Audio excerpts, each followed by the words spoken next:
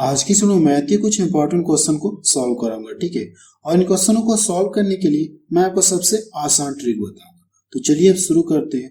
और शुरू करने से पहले मैं आपको ये बता देना चाहता हूँ कि जिन लोगों को अगर मैथ अर्थमेटिक पूरा कंप्लीट टॉपिक पढ़ना है तो मैंने आपको सभी चैप्टर पढ़ा दिया है।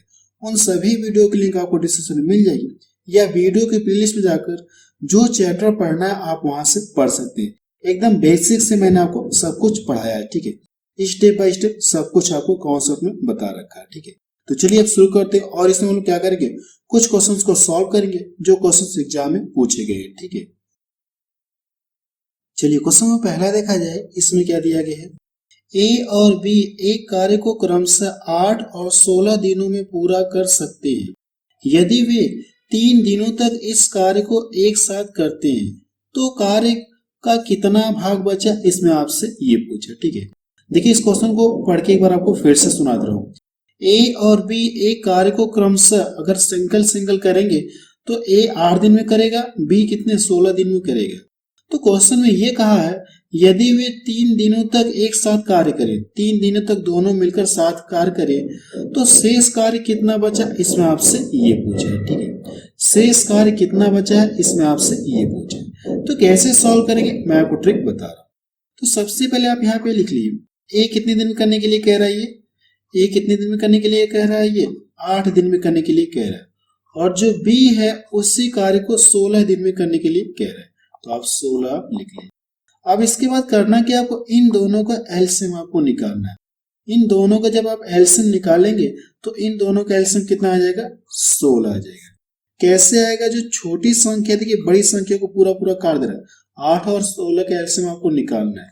तो जो छोटी संख्या है बड़ी संख्या को पूरा पूरा काट दे रहा है, तो आप इसको यहाँ से रिजेक्ट कर दीजिए, यानी इसका एलसीएम कितना आ जाएगा, 16 आ जाएगा।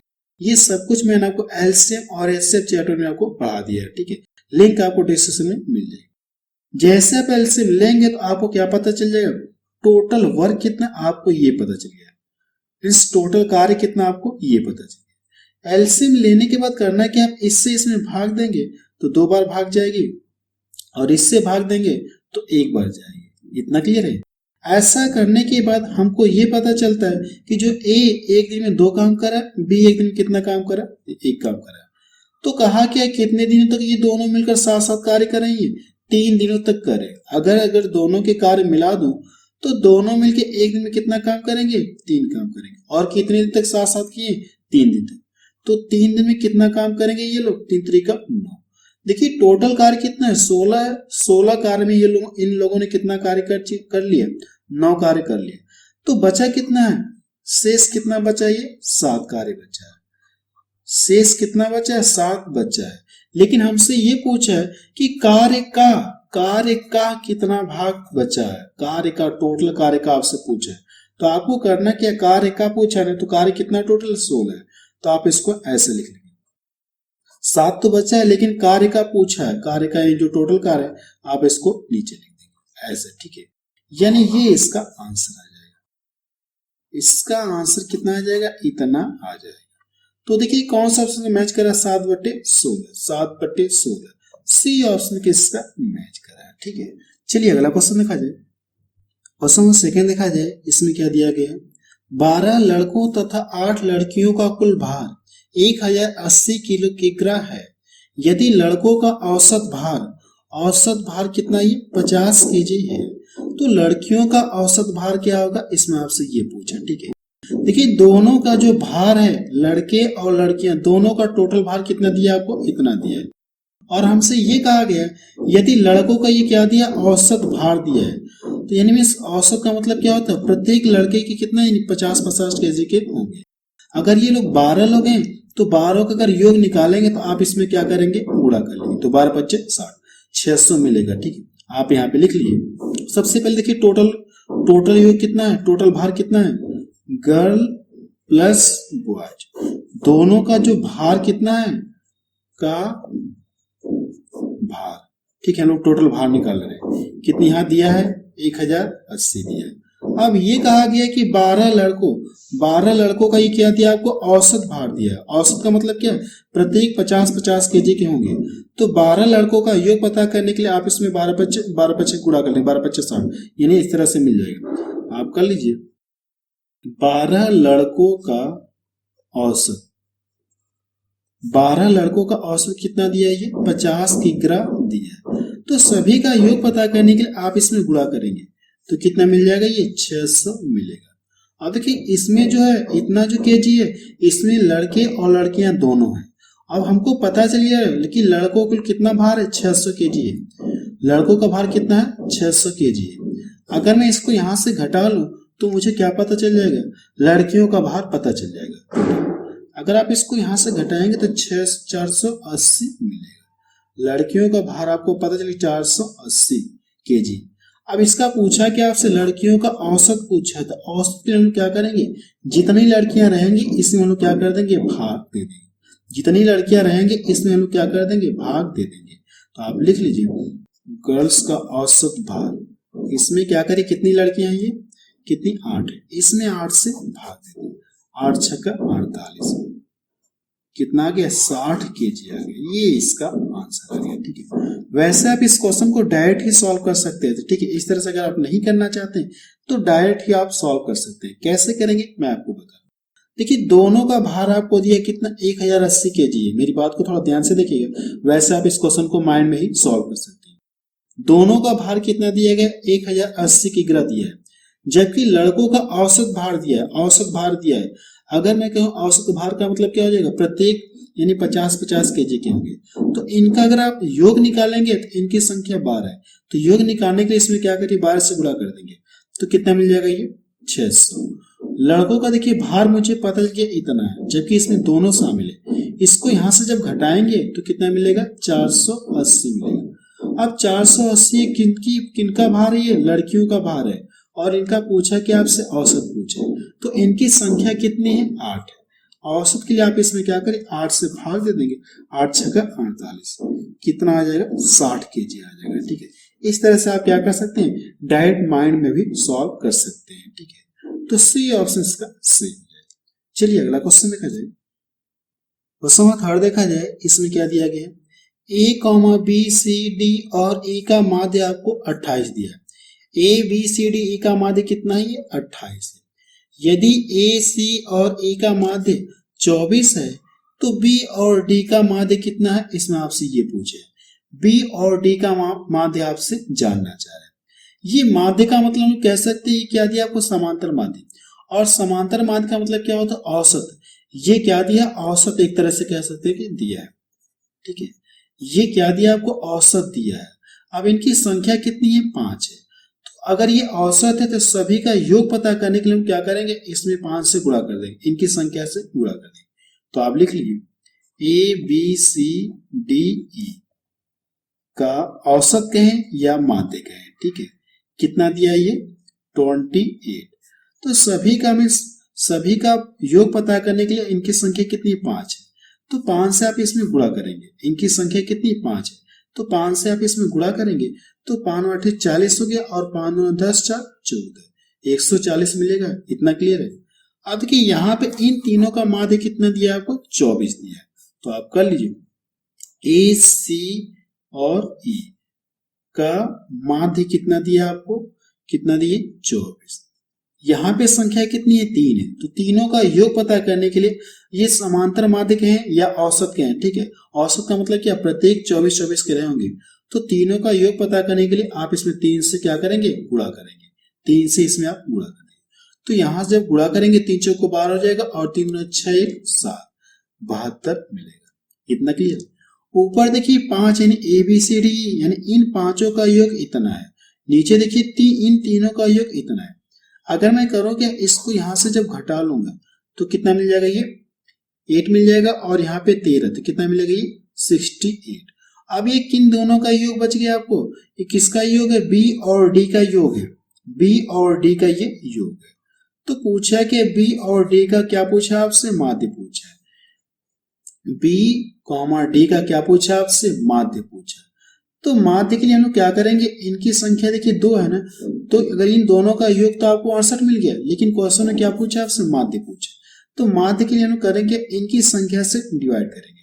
जब इनकी संख्या से डिवाइड करेंगे तो 2 3 6 हो गया, 2 4 को 8 हो गया। ये इसका आंसर आ गया। इसमें देखिए कुछ भी नहीं करना, आपको यहाँ पे संख्या 5 है तो इसमें 5 से गुणा करके लिख लेंगे, यहाँ पे 3 है तो इसमें 3 से गुणा करके लिखेंगे, इतना मिलेगा।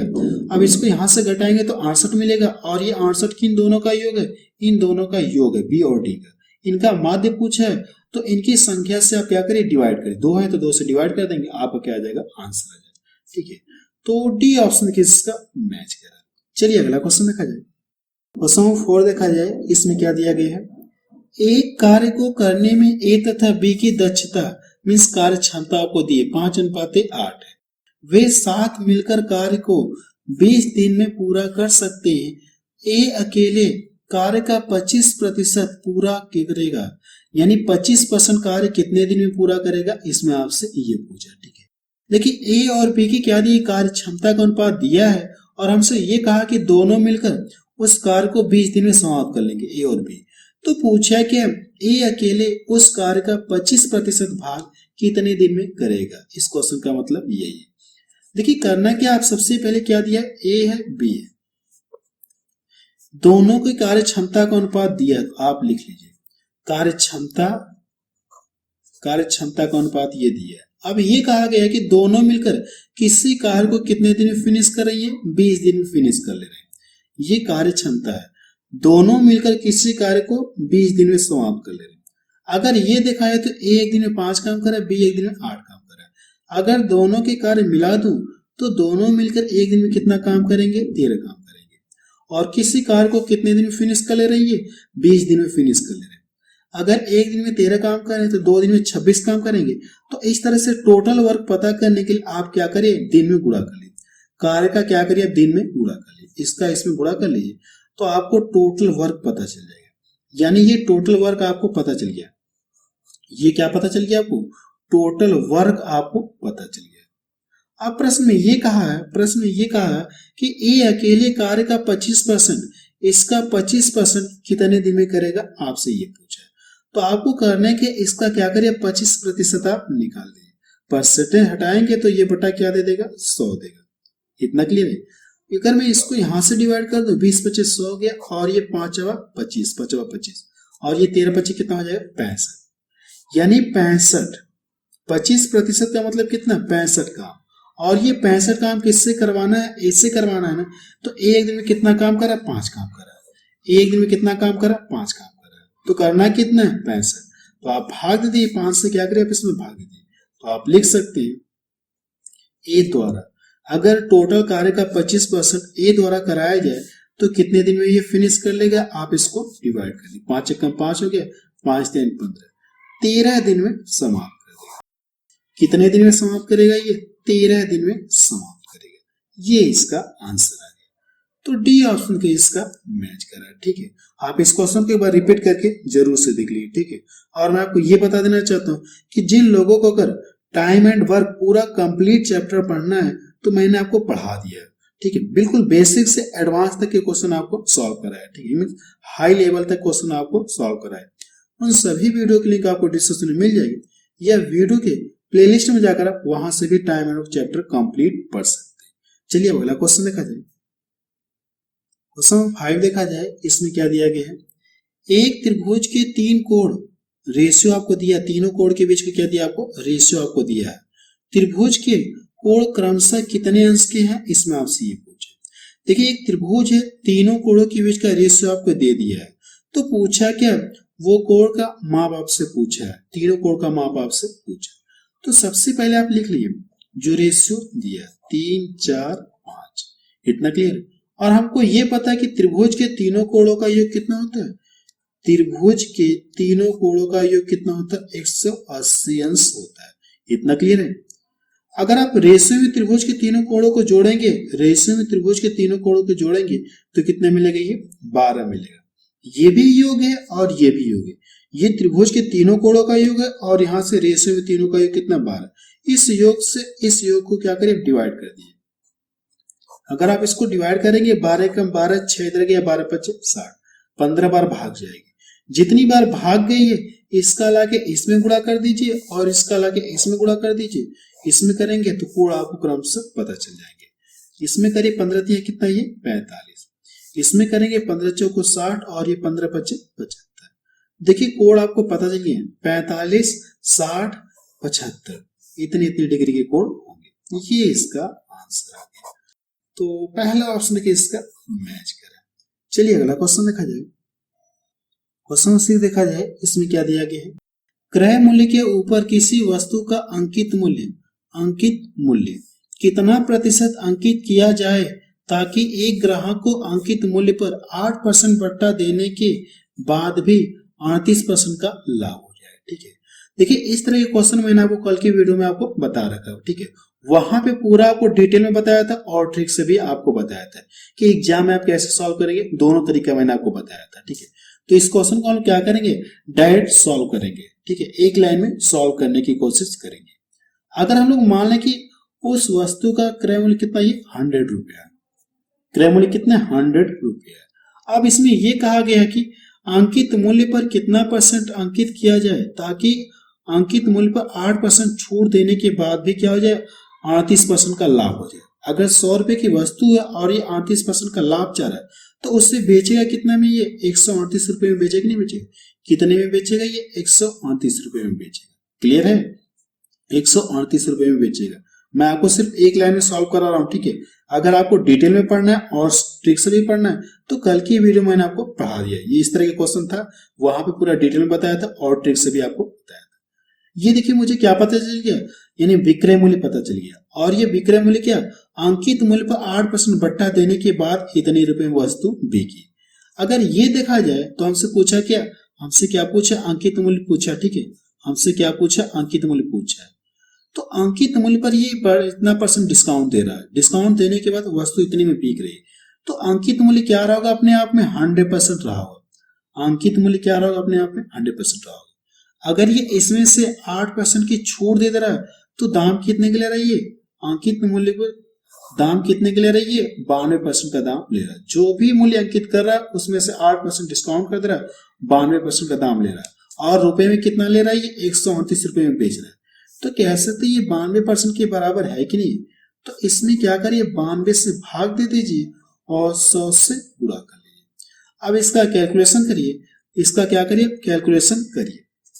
देखिए अगर आप काटेंगे तो 2 से ये भी कटेगा, 2 से ये भी कटेगा, 2 चौको 8 हो गया और 2 छक्का 12, 2 छक्का 12 और ये 2 9 18। देखिए 23 से कटेगा, 23 दूना 46 हो गया और 23 दिया 2 से डिवाइड कर दो, ये 50 बार में कट गया। इन दोनों का गुणा करेंगे तो कितना मिल जाएगा, ये 150 रुपए। यानी अंकित मूल्य मुझे पता चल गया, अंकित मूल्य कितना रुपए उसने अंकित किया, 150 रुपए अंकित किया। लेकिन क्वेश्चन में क्या कहा गया, क्रय मूल्य के ऊपर किसी वस्तु का अंकित मूल्य कितना % अंकित किया जाना चाहिए।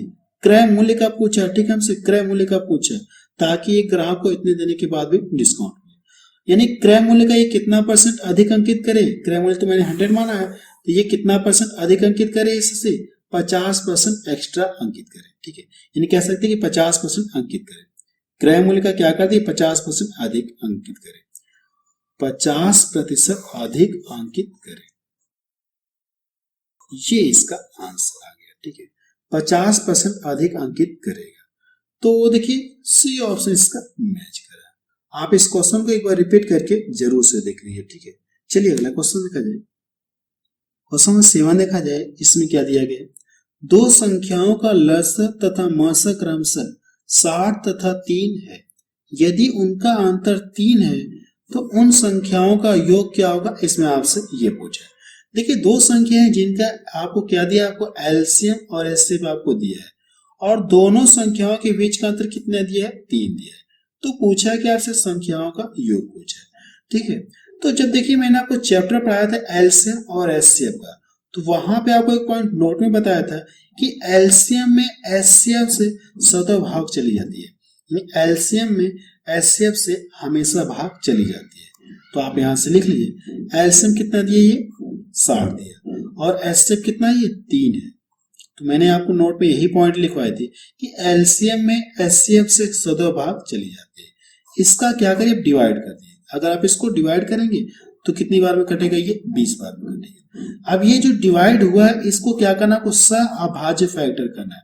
सहअभाज्य फैक्टर करना मीन्स ऐसा करना है कि मीन्स इनके दोनों के बीच में डिफरेंट कितना मिले, आपको 1 मिले। तो करेंगे तो कितना मिल जाएगा, 4 5 20। सहअभाज्य फैक्टर आपको करना है, सहअभाज्य फैक्टर आपको करना है। इतना क्लियर है। अब देखिए कहा क्या, दोनों के बीच यानी संख्याओं के बीच में अंतर कितना दिया आपको, दोनों संख्याओं के बीच का अंतर कितना दिया, 3 दिया। अगर आप रेशियो में यहां से अंतर करेंगे तो कितने का अंतर मिलेगा, कितने का अंतर मिलेगा, 1 का अंतर मिलेगा। ठीक है, अंतर कितना दिया है, 3 दिया। अगर आप रेशियो में जब अंतर करेंगे तो कितने का अंतर मिलेगा, 1 का अंतर मिलेगा। इस अंतर से इस अंतर में क्या करिए, भाग दीजिए। तो भाग कितनी बार जाएगी, 3 बार जाएगी। और पूछा कि संख्याओं का योग पूछा है, तो आपके पास 2 तरीके, मैं आपको दोनों तरीका बताऊंगा योग पता करने के। इसका गुणा इसमें करेंगे तो पहली संख्या पता चल जाएगी, और इसका गुणा इसमें करेंगे तो दूसरी संख्या पता चल जाएगी। अब संख्याओं का योग पूछा तो इन दोनों को क्या करिए, आप ऐड कर लिए।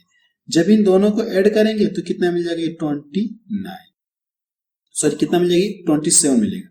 कितना मिलेगा, 27 आपको मिलेगा। दोनों संख्याओं का योग आपको पता चलेगा कितना है, 27। ठीक है, योग पता करने का आप ऐसे कर सकते हैं। अगर ये योग पूछा तो आप डायरेक्ट यहीं से रेशियो में भी योग कर सकते हैं। रेशियो में योग करेंगे कितना मिलेगा, ये 9 मिलेगा। और जितनी बार डिवाइड हुआ इसका लाके इसमें गुणा कर दीजिए। ठीक है, 9 त्रिका 27। जो आपको अच्छा लगे आप उससे फॉलो कर लिए। यहां से भी दोनों को ऐड करके और जो अंतर है इसमें गुणा कर देंगे तो आपका आंसर आ जाएगा। या इस तरह से भी आप कर सकते हैं, इसमें करेंगे गुणा और इसमें करेंगे, इन दोनों को ऐड कर लेंगे तो आपको क्या आ जाएगा, आंसर आ जाएगा। लेकिन बेहतर ये है। ठीक है, तो सी ऑप्शन के इसका मैच है। चलिए अगला क्वेश्चन देखा जाए। क्वेश्चन में देखा जाए, इसमें क्या दिया गया है, 16 रुपए प्रति मीटर की दर से 35 मीटर त्रिज्या वाले वृत्ताकार मैदान के चारों ओर बाड़ लगाने का खर्च क्या होगा, इसमें आपसे ये पूछा। अगर चारों ओर क्या किया जाए, तार लगाया जाए तो खर्च क्या होगा, इसमें आपसे ये पूछा। 16 रुपए प्रति मीटर आपको दिया है। 1 मीटर का खर्च कितना है, 16 रुपए है। तो पूछा कि 35 मीटर त्रिज्या वाले वृत्ताकार मैदान के चारों ओर क्या करना, आपको बाड़ लगाना, विस्तार लगाना है, तो क्या खर्च आएगा, इसमें आपसे ये पूछा। अगर इस तरह से मैं क्या कर दूं, इस तरह से ये वृत्ताकार मैंने बना लिया। अब इसकी त्रिज्या कितनी दी गई, इसकी रेडियस कितनी दी गई, रेडियस कितनी दी गई है, यानी आर का मान कितना है, ये 35 मीटर है। आर का मान कितना दिया आपको, 35 मीटर है। अब देखिए हमको इसका क्या करना है, आपको वृत्त का परिमाप निकालना। तो वृत्त का परिमाप बराबर होता है क्या, 2 पाई आर। तो वृत्त का परिमाप बराबर होता है क्या है, वृत्त की परिधि आपको निकालनी है। वृत्त की अगर आप परिधि निकालेंगे यानी इस पूरे का निकालना परिधि। ठीक है, चारों हमको करना है ना, तो इसकी परिधि निकालेंगे। तो वृत्त की परिधि बराबर क्या होता है, 2 पाई आर होता है। ठीक है, देखिए इसमें यही कहा कि यानी वृत्ताकार आपको दिया है, इसकी रेडियस दिया गया। 1 मीटर का इसका खर्च कितना है, 16 रुपए। तो पूछा है कि अगर इसके चारों तार लगाना है, इसके चारों क्या करना है, आपको तार लगाना है, तो तार का खर्च कितना आएगा, इसमें आपसे ये पूछा। आर का मान आपको पता है, इसमें रख के सॉल्व करें। पाई का मान कितना, 22/7 होता है। आर का मान कितना है, यहाँ पे 35 है। अगर मैं इसको डिवाइड कर दूं तो ये कितनी 5 बार में कट गया, और ये 5 दूना 10 हो गया। 5 गुना कितना हो गया, 10। 10 का 22 में गुणा करेंगे तो कितना मिलेगा, 220 मिलेगा। 10 का 22 में गुणा करेंगे तो कितना मिलेगा, 220 मिलेगा, यानी इतना मीटर। यानी इसकी परिधि मुझे पता चली कितना है, ये 220 मीटर है। जब 1 मीटर का खर्च कितना है, 16 रुपए। इतने मीटर खर्च का पता करने के लिए आप इसमें 16 से गुणा कर लीजिए। जब गुणा करेंगे तो 16 0 0 हो गया, 16 दूना 32 और 16 दूना 32 3 कितना हो जाएगा, 35। ये इसका आंसर है। टोटल खर्च कितना आएगा, 3520 रुपए आएगा, 3520 रुपए। तो पहला ऑप्शन इसका मैच करा। ठीक है, चलिए अगला क्वेश्चन देखा जाए। क्वेश्चन 9 देखा जाए, इसमें क्या दिया गया है, एक कॉलेज में हुए चुनावों में एक उम्मीदवार को 62% मत प्राप्त हुए एवं उसे 144 मतों के अंतर से चुना गया, यानी 144 मतों के अंतर से चुना गया। ठीक है। डाले गए मतों की कुल संख्या कितनी है, इसमें आपसे ये पूछा, ठीक है। अगर ये देखा जाए तो जो भी चुनाव पड़े होंगे, अगर मैं मान लूं ये कोई कॉलेज है, कॉलेज के अंदर चुनाव हो रहा है, तो जाहिर सी बात है दो लोगों के बीच में होगा, चुनाव हो रहा है, तो इसमें क्या जो भी इनकी संख्या, जो भी संख्या है कॉलेज में, जो भी संख्या है इनकी संख्या तो अपने आप में 100% होगी। अगर चुनाव हो रहा तो इसमें से एक ने कितना पाया, 62% मत पाया। कितना पा रहा, फर्स्ट वाला कितना पा रहा कैंडिडेट, 62% मत प्राप्त किया। अगर ये 62% पा गया तो दूसरे ने कितना पाया, टोटल 100 है, अगर इसमें से इसने 62 पा लिया तो दूसरे ने कितना पाया होगा, 38% पाया होगा। आप इसको लिख लीजिए 38%। इतना क्लियर है। ये सेकेंड वाला, ये देखिए पहला वाला क्या हो गया, जीत गया, पहला वाला क्या हो गया, जीत गया, और ये वाला क्या हो गया, हार गया, यानी उससे इतने मतों से अंतर से चुना गया, यानी कौन, पहले वाले को। तो अगर इतने अंतर से चुना गया, अगर परसेंटेज में देखा है तो परसेंटेज में कितने परसेंट का अंतर है, ये हार जा रहा है और ये जीत जा रहा है। परसेंटेज में देखा है तो कितने का अंतर है, आप यहां से घटाएंगे तो कितना मिलेगा, ये 4 हो जाएगा और ये 5-3, ये कितना हो जाएगा 2%। परसेंटेज में जो पहला वाला कितना जीत रहा है, परसेंटेज में कितने का अंतर पाएगा, 24% का। परसेंटेज में कितने का अंतर पाएगा, 24% का। और संख्या में कितना पाया जा रहा है, 144। कह सकते ये इसके बराबर होगा कि आप इसको बराबर कर लेंगे। ये भी अंतर है और ये भी अंतर है, इसको बराबर कर लेंगे। अब करना क्या, आप इससे क्या करें, इसको डिवाइड कर दीजिए, इसको डिवाइड कर दीजिए। अब देखिए इसमें 100 से गुणा करेंगे, क्यों गुणा करेंगे, क्योंकि हमसे पूछा है कुल मतों की संख्या पूछे, तो जो भी कॉलेज में संख्या रहेगी इनकी अपने आप में 100% है। जो भी कॉलेज में संख्या रहेगी छात्र छात्राओं की, इनकी संख्या अपने आप 100%, इसलिए मैंने इसमें 100 से गुणा कर लिया। अब इसका कैलकुलेशन करिए, आपका क्या आ जाएगा, आंसर है 12 पर 144, 12 दूना 24, इसको डिवाइड कर दो 6 हो गया। अब इन दोनों का आपस में मल्टीपल कर तो कितना मिल जाएगा, 600। कॉलेज में टोटल छात्र छात्राओं की संख्या कितनी है, 600 है। तो बी ऑप्शन किसका मैच करा है। चलिए अगला क्वेश्चन देखा जाए। क्वेश्चन नंबर 10 देखा जाए, और ये क्वेश्चन देखिए किसी छात्र ने मुझसे पूछा था, ठीक है। उस छात्र का नाम सोनू सिंह। कमेंट में मुझसे उसने ये क्वेश्चन पूछा था कि आप इसे सॉल्व करके सर दिखा दीजिए, ठीक है। तो मैं क्या करूंगा, इस क्वेश्चन को सॉल्व करने जा रहा हूं। सबसे बड़े तथा छोटे की आयु के बीच अंतर सबसे छोटे की आयु के बराबर है। देखिए पहले लाइन में क्या कहा गया, सबसे बड़े तथा छोटे की आयु के बीच का अंतर सबसे छोटे की आयु के बराबर है, ठीक है। कहने का मतलब ये है कि मैं आपको बता रहा हूं, ठीक है, लेकिन वैसे इस लाइन में कोई मतलब नहीं है, बट समझाने के लिए बता रहा हूं। सबसे बड़े और फिर क्या कहा, सबसे छोटे, सबसे बड़े और सबसे छोटे, इन दोनों के बीच का जो डिफरेंट है, इन दोनों के जो बीच का डिफरेंट है, ठीक है, इन दोनों के बीच का डिफरेंट जो है किसके बराबर है, सबसे छोटे के बराबर है। सबसे छोटे के क्या है, अंतर के बराबर है।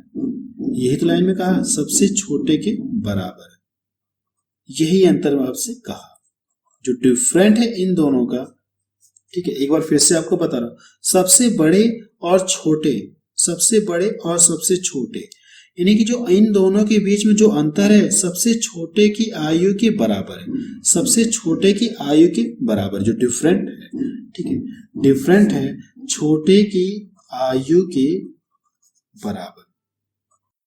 वैसे इस लाइन को आपको नहीं लिखना, बट आपको समझाने के लिए लिख रहा हूं, ठीक है, बराबर है। तो पूछा क्या हमसे, यदि सबसे छोटे की आयु कितना, 32 वर्ष, सबसे छोटे की आयु कितना दिया आपको, 32 वर्ष, यानी जो अंतर है वो कितना दिया आपको, 32 वर्ष आपको दिया अंतर। तो पूछा क्या, सबसे बड़े और सबसे छोटे की आयु का अनुपात आपको दिया है। देखिए इस क्वेश्चन हमसे यही पूछा है, क्या पूछा है, सबसे छोटे की आयु के बराबर है, तो सभी की आयु ज्ञात करिए, यानी बड़े और छोटे दोनों की आयु आपसे पूछा है। दोनों के बीच में डिफरेंट दिया है, आप लिख लीजिए, आपको करना है कि यहाँ पे लिख लीजिए, ठीक है, बड़े लिख लीजिए और ये छोटे, बड़े छोटे आप इस तरह से लिख लेंगे। दोनों के बीच का डिफरेंट कितना आपको, 6:4। ये क्वेश्चन किसी छात्र ने मुझसे पूछा था, तो ये 2 3 6 हो गए और ये 2 दूना 4 हो गए। इतना क्लियर है। रेशियो कितना आपको ये मिलेगा। अब ये कहा गया कि दोनों के बीच का अंतर किसके बराबर है, सबसे छोटे के बराबर, और सबसे छोटे की आयु आपको दी कितना, ये 32 वर्ष। ठीक है, 32 वर्ष है। अंतर कितना ये है 32 वर्ष। अगर आप रेशियो में अंतर करेंगे तो कितने का अंतर मिलेगा, 1 का मिलेगा। इस अंतर से इस अंतर को क्या करेंगे, डिवाइड करेंगे तो ये 32 बार में ही कटेगा। अब इसका गुणा इसमें कर लेंगे तो बड़े की आयु पता चल जाएगी, इसका गुणा इसमें कर लेंगे तो छोटे की आयु आपको पता चल जाएगी। इसमें करेंगे 3 दूना 6 हो गया, 3 त्रिका 9, 96 मिलेगा। और इसमें करेंगे तो 2 दूना 4 हो गया और 2 3 64 वर्ष आपको मिलेगा। 96 वर्ष और 64 वर्ष आपको मिलेगा। तो पहला ऑप्शन किसका मैच कर रहा है, ठीक है। ये तो मैंने आपको तामझाम बता दिया, लेकिन आप इसे कैसे डायरेक्ट सॉल्व करेंगे मैं आपको बता दूं, ठीक है। कैसे डायरेक्ट सॉल्व करेंगे, देखिए सबसे बड़े और सबसे छोटे के अंतर के बराबर है, ठीक है। बड़े और छोटे के जो आयु के बीच में अंतर है वो सबसे छोटे के अंतर के बराबर है। अब हमसे ये कहा सबसे छोटे की आयु आपको दे दी है, सबसे छोटे की आयु आपको दी है, दिए कि नहीं दिए, आप इसको तामझाम छोड़िए, ठीक है। सबसे छोटे की आयु आपको दे दी है। अब यहां से अगर आप अंतर करेंगे या इसको काट के आप छोटा कर लिए, 2 3 6 हो गया, 2 दूना 4 हो गया। यहां से अंतर करेंगे तो 1 का अंतर मिलेगा। जो अंतर है वो किसके बराबर है, सबसे छोटे की आयु के बराबर है। 1 से 32 में भाग देंगे तो कोई फर्क होगा नहीं, 32 ही मिलेगा। 32 का लाके इसमें गुणा कर दीजिए और 32 का लाके इसमें गुणा कर दिए, आपको क्या आ जाएगा, आंसर है। जब इसमें गुणा करेंगे तो 96 मिलेगा और इसमें करेंगे तो कितना मिलेगा, 64 मिलेगा। ये आपका आंसर है। इस तरह से आपको डायरेक्ट सॉल्व करना है। ये तो मैंने आपको समझाने के लिए तामझाम बताया, ठीक है। आपको क्या करना है, बस इस तरह से डायरेक्ट सॉल्व करना है। ये आपका आंसर आ गया, ठीक है। तो आप मुझे कमेंट सेक्शन में जाके बताइए कि ये वीडियो आपको कैसा लगा, ठीक है। अगर ये वीडियो आपको अच्छा लगा तो आप इसे अपने व्हाट्सएप या फेसबुक ग्रुप में जरूर शेयर करें, ठीक है।